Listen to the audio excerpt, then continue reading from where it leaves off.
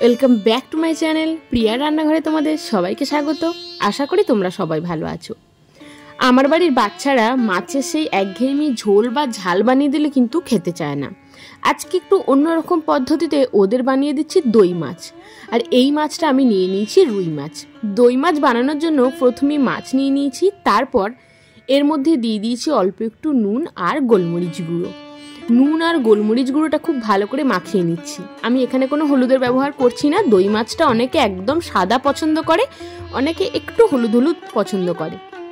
তোমরা যেরকম ভালোবাসবে সেরকম বানিয়ে নিও। একটা বাটিতে নিয়ে নিয়েছি 100 গ্রাম মতো ফ্যাটানো টক দই, আর একটা বাটিতে নিয়েছি আদা, পেঁয়াজ, রসুন, কাঁচা লঙ্কা, টমেটো বাটা একসাথে বেটে নিয়েছি।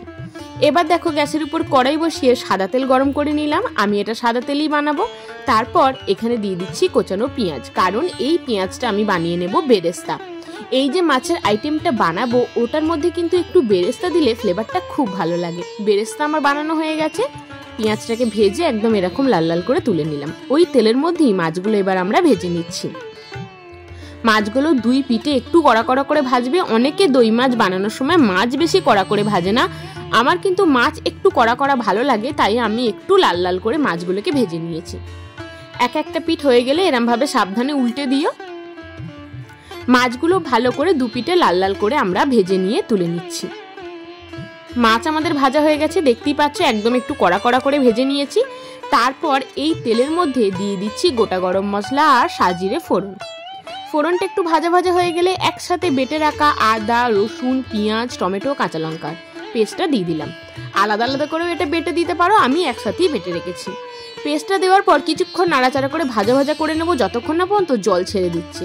তারপর একে একে গুঁড়ো মশলাগুলো দিলাম, যার মধ্যে 1/2 চামচ জিরে গুঁড়ো, 1/2 চামচ ধনে গুঁড়ো, আর দিয়েছি অল্প একটু কাশ্মীরি লঙ্কার গুঁড়ো, যাতে কালারটা খুব ভালো আসে। আর যারা এই দই মাছটা একদম সাদা বানাবে তারা সেক্ষেত্রে কিন্তু এই লঙ্কা গুঁড়োটা স্কিপ করে যেও।